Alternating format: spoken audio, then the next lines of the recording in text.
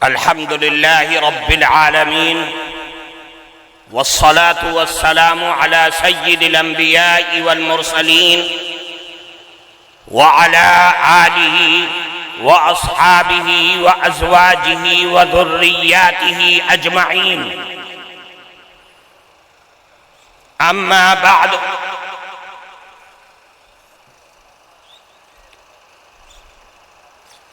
عن أنس رضي الله تعالى عنه عن النبي صلى الله عليه وسلم قال: من أحب الله فليحبني، ومن أحبني فليحب أصحابي، ومن أحب أصحابي فليحب مسجدي، ومن أحب مسجدي فليحب القرآن، أو كما قال رسول الله صلى الله عليه وسلم. محترم حضرات علماء کرام اور اس عظیم الشان دینی، ایمانی اور نورانی محفل میں موجود ہمارے معزز بزرگوں، قرب و جوار سے آئے ہوئے مہمانان مکرم، آج کے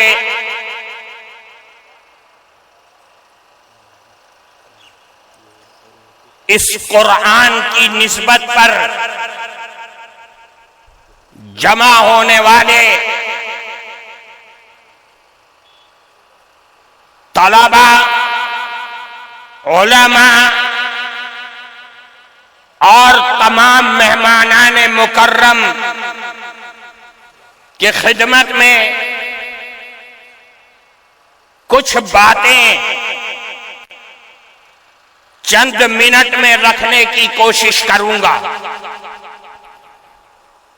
میں نے آپ کے سامنے ایک حدیث پڑھی ہے. اس حدیث میں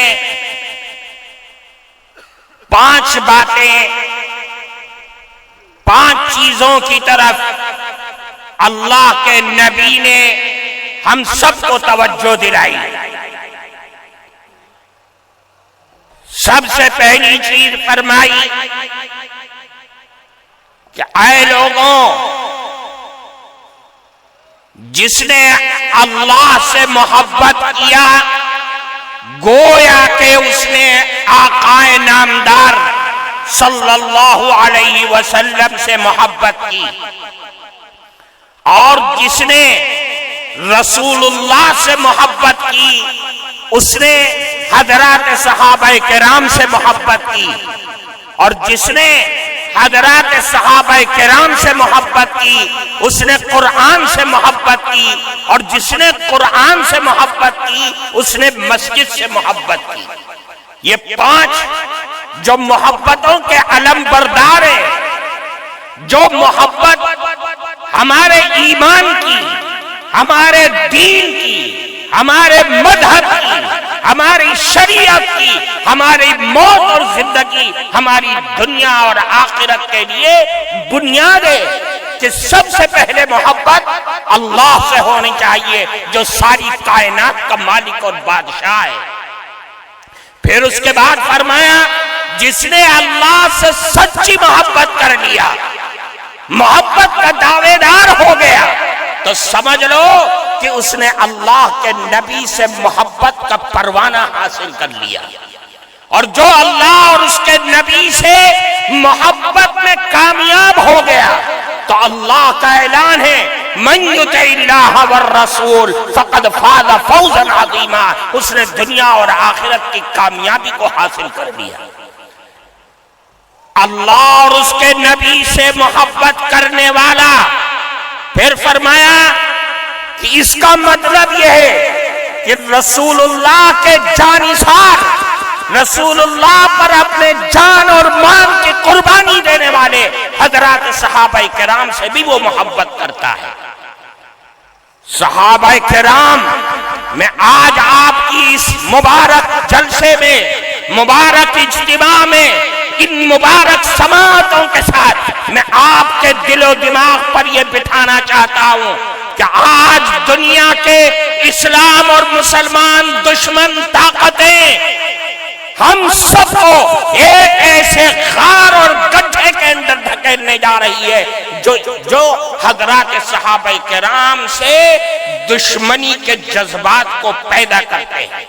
ہم یہ سبق لے کر کے جائیں کہ حضرات صحابہ کرام جو رسول اللہ کے دیوانے تھے، جو رسول اللہ کے عاشق تھے، جو رسول اللہ کی عظمت کے خاطر، ان کے زبان مبارک سے نکلے ہوئے کلمات کے خاطر جان کو، مان کو، عزت کو، آبرو کو قربان کر دینے والے ہیں، ان سے ہم اپنے دلی محبت کا جذبار کرتے رہیں گے۔ میرے عزیز دوستو، حضرات صحابہ کرام کی شان میں، ان کی عظمت اور ان کی کبریائی اور ان کی بڑائی میں قرآن و حدیث بھرے پڑے ہوئے ہیں۔ اللہ قرآن میں اعلان فرماتا ہے کہ رسول اللہ کے جانثار حضرات صحابہ کرام جنہوں نے اللہ کے نبی سے ایمان کی حالت میں ملاقات کی اور ایمانی کی حالت میں وفات پا گئے، وہ صحابی، وہ رسول اللہ کے دیوانے اور پروانے، اللہ عرش پر بیٹھ کر کے اعلان کر رہا ہے رضی اللہ عنہم ورضوا عنہ، اللہ ان سے راضی ہے اور یہ اللہ سے راضی ہے۔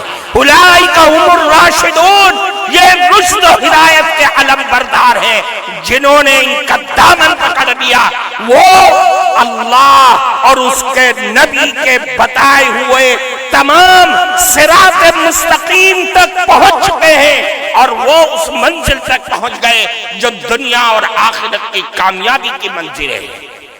میرے بھائیوں، میں آپ کو بتلاؤں، عبادلہ ثلاثہ حضرات صحابہ کرام کے 3 عبداللہ، جن کا نام عبداللہ ہے، عبداللہ ابن مسعود، عبداللہ ابن عباس، عبداللہ ابن عمر، وہ ان حضرات صحابہ کرام کی شان میں کیا بیان فرماتے ہیں؟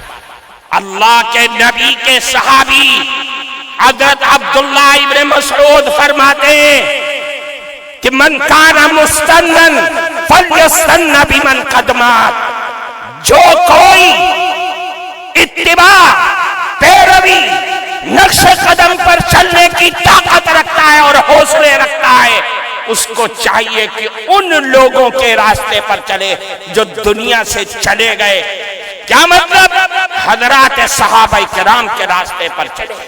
پھر خود فرمایا اولئک اصحاب محمد، یہ کون لوگ ہیں؟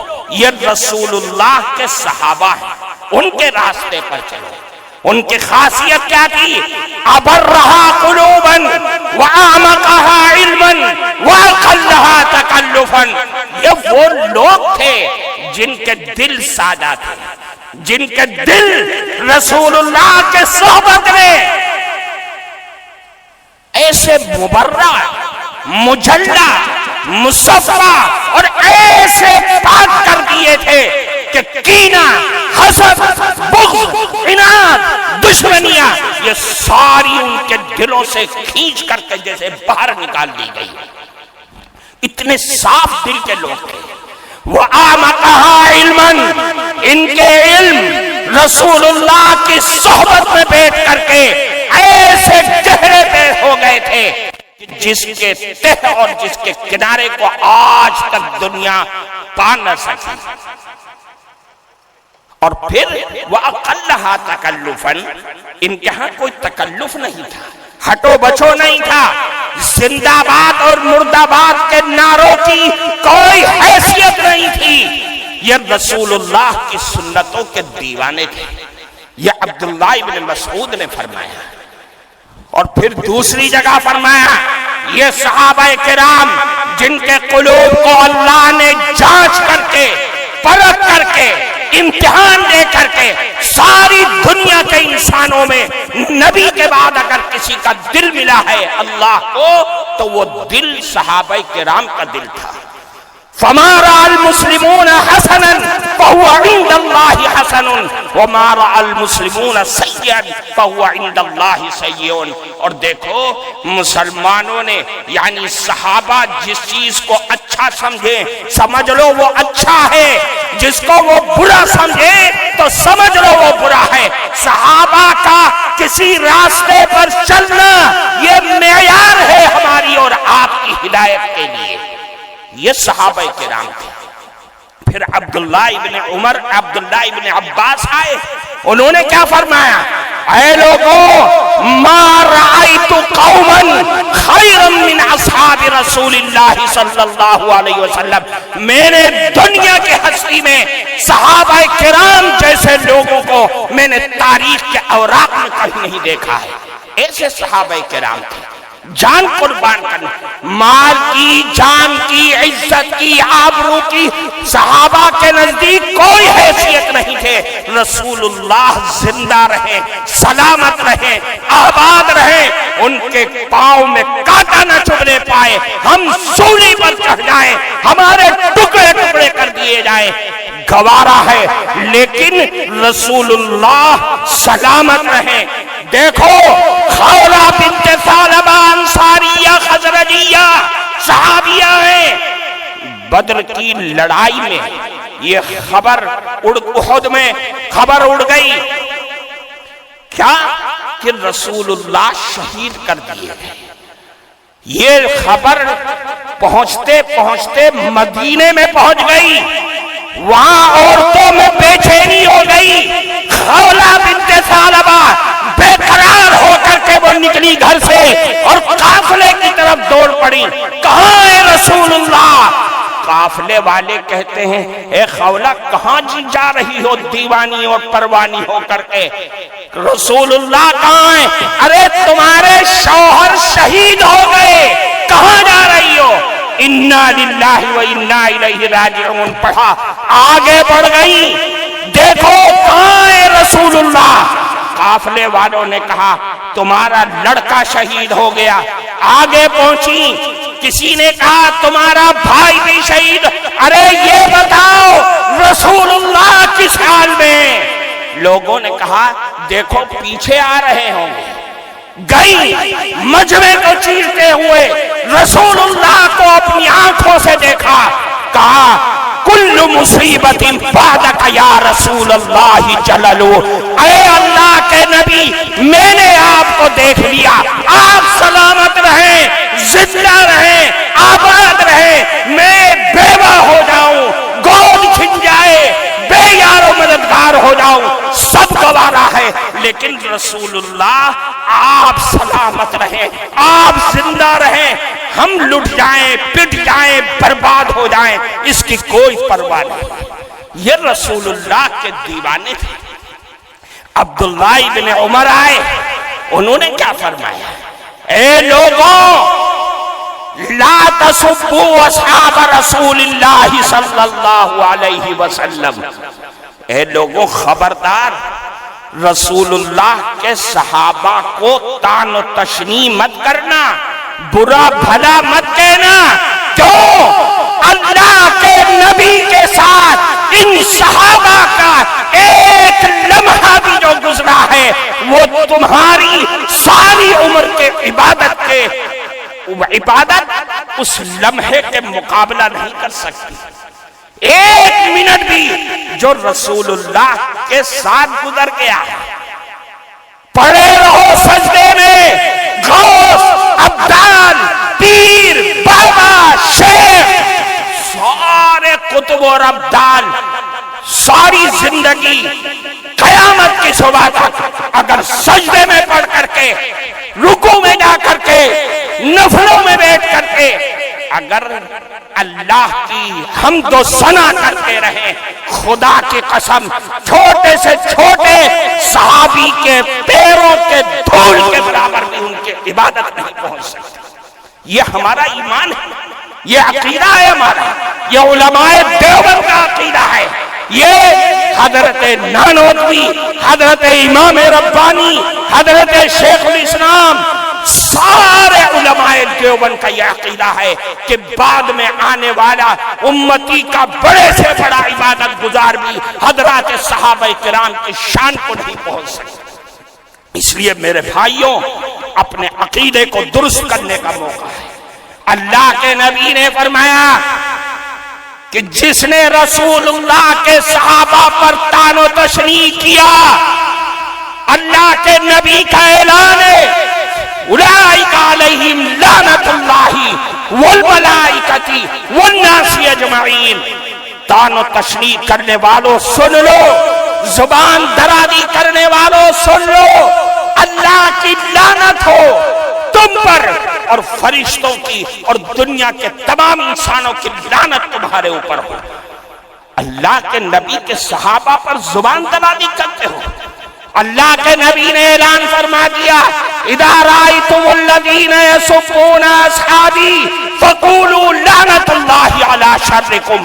میں آپ کو یہ پیغام دینا چاہتا ہوں، اگر تم دیکھو کوئی صحابہ کے سلسلے میں کمزور لفظ کا استعمال کر رہا ہے تو اس مجلس سے اٹھ جانا، یہ کہہ کر کے اٹھنا کہ اللہ کی لعنت ہو تیری شرارت پر، تیری بدبختی پر، تیری بد زبانی پر، تیری بد کلامی پر، اللہ کی لعنت ہو۔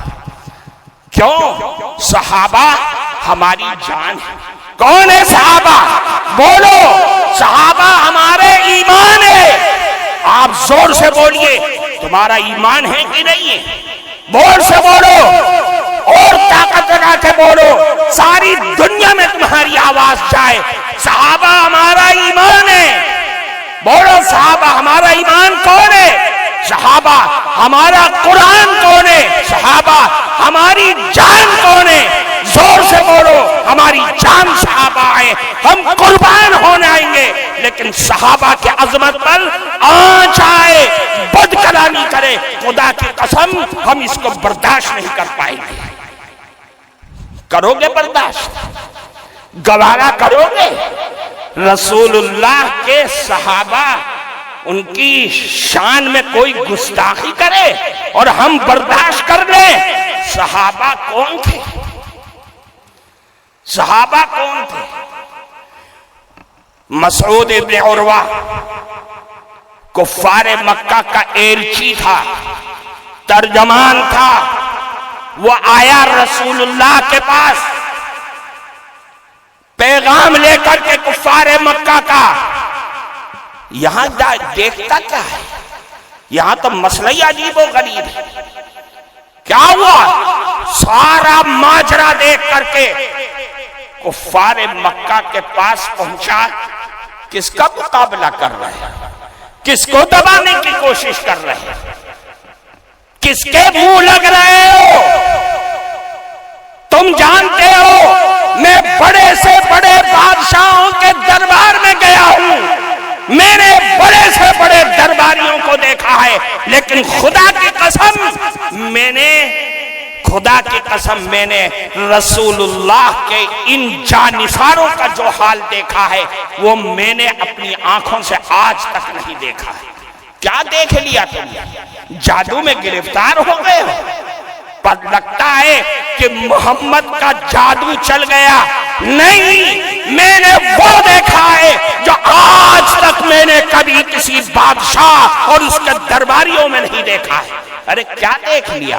میں نے دیکھا ہے رسول اللہ تھوکتے، صحابہ اپنے ہاتھ میں لے کر کے اپنے بدن پر مل لیتے ہیں۔ میں نے دیکھا ہے رسول اللہ کی ناک سے رینت نکلتی ہے، وہ زمین پر نہیں گر پاتی، صحابہ کرام اپنے ہاتھ میں لے کر کے اپنے بدن پر مل لیتے ہیں۔ تم ان کا مقابلہ کرو گے؟ یہ موسیٰ اور عیسیٰ علیہ السلام کے درباری نہیں ہیں، ان کے حواریین نہیں ہیں جو یہ کہہ دیں کہ آپ اور آپ کا رب جا کر کے لڑے، ہم تو یہاں بیٹھے ہیں۔ نہیں، یہ وہ لوگ ہیں کہ خبیب اور بڑے سے بڑے صحابی سولی پر لٹک گئے، لیکن رسول اللہ کے پیر میں کانٹے چبھنا گوارا کر لے، مر گئے لیکن کانٹا چبھانا بھی پسند نہ کیا۔